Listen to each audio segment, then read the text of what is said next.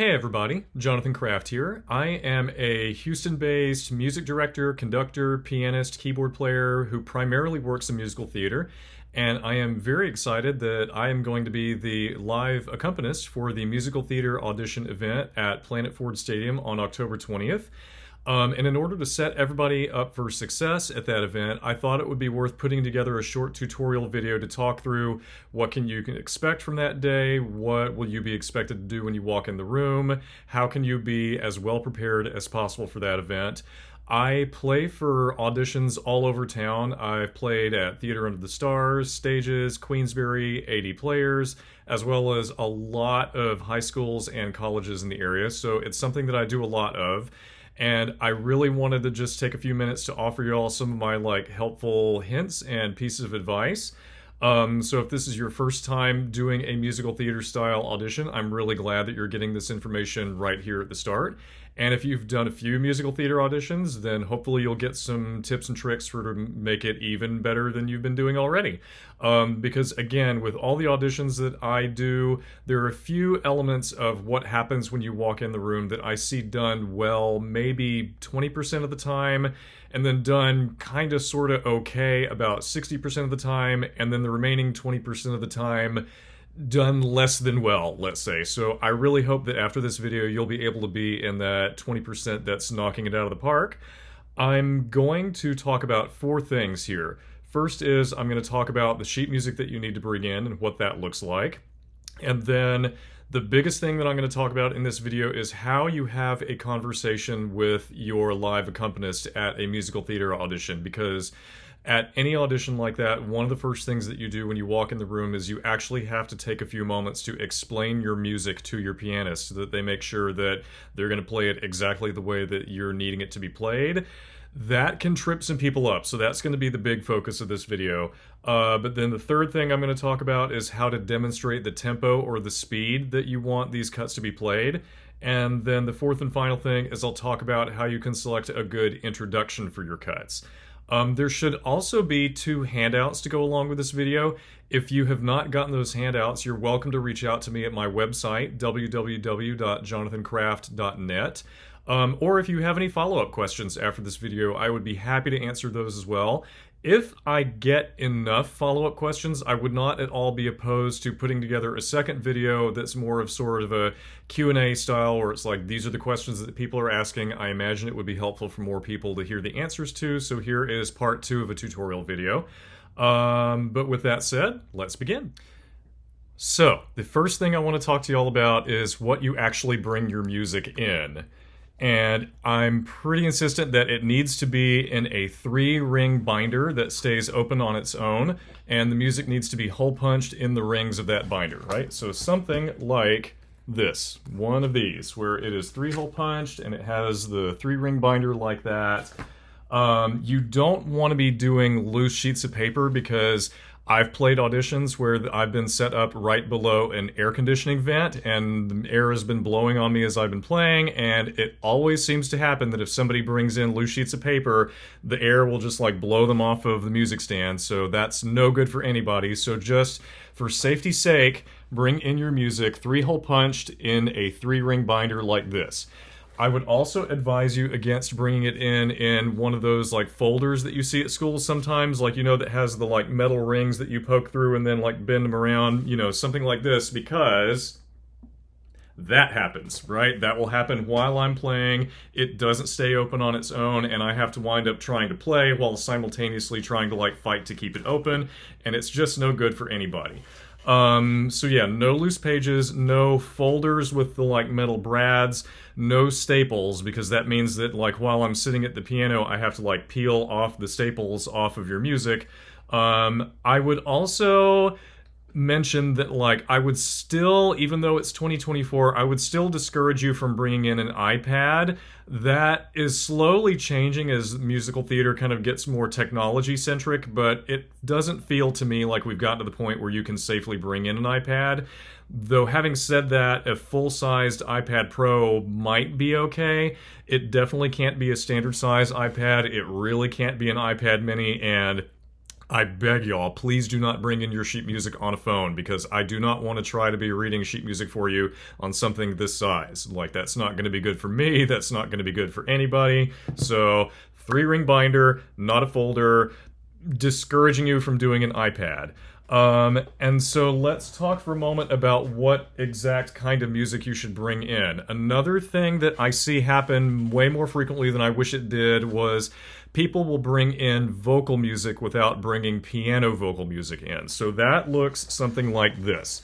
So if you notice, it is just the vocal line and the vocal line only. There is no piano music underneath that, right? So this is usually the kind of thing that gets distributed if you do shows at school. It usually comes packages with script. So you want to make sure that what you're bringing in actually has piano music. So that should look like something like this. So you see there's the vocal line here, and underneath that are the 2 staves of piano music. Do make sure that you're bringing in something like this and not vocal only music. I would also mention another thing that I see happen more commonly than I wish it did was people will scan or photocopy piano vocal music, and then they'll accidentally, just be focusing on the vocal line at the bottom of the page, and they'll cut off part of the piano music, which means that as I'm playing for you at your audition, I have to kind of guess what the accompaniment is for those 4 bars or 6 bars or however long. So do make sure that you are bringing in piano vocal music with a workable piano part, and do make sure that you're not accidentally cutting off the piano part on the lowest part of any given page. I would also highly recommend that the music that you bring in is double-sided because that's going to help with page turns. Anytime the pianist has to turn the page is time that they're not going to be able to play with both hands, which means that some of the music is going to be left out. So do me and do yourself a favor and make sure the music is double-sided. I would also recommend, I know that at this event I think it's just 16 bar cuts. Those are likely to fit on 2 pages only, so I would consider double-siding it in a way that it opens completely flat. So I start playing here, and then I play through here, through here, through here, and then stop there, for instance, rather than, for example, having the first page be here on the right side, and then I start here and I play, and then I have to turn the page while I'm playing, and then end there. So if you can get your cut on 2 open-faced pages, that is perfect. That eliminates the need for page turns.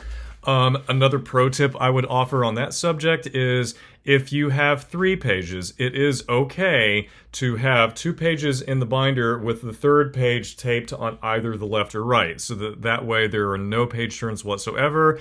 It is still held secure in the 3-ring binder, and it just seems to be a win for everybody all around because 0 page turns is a good thing. But that said, if you have a longer cut that does have some page turns, that's certainly not the end of the world. Alright, so now let's talk a little bit about the conversation that you have with your audition accompanist before you actually perform your music, because it is standard practice that you walk in the room, you put your music binder on the music stand in front of the pianist, and before you perform, you have to actually explain through your music cuts to the pianist to make sure that they are playing it the way that you need, the way that you've practiced. A real important piece of this audition and something that people seem to struggle with. So let's talk through. The first thing that you want to say to your pianist is you can actually say hi to them, believe it or not. A surprising number of people just don't even bother saying hi to me whenever they come in the room. You don't want to have a lengthy conversation, but your audition pianist is a human being after all. They are not a video game NPC, so don't be afraid to say hi. They're there to help you. They're there to support you. I promise I will be friendly to you guys on the 20th. So then, as far as talking through the actual music, the first thing that you want to say is what song this is and from what show it is.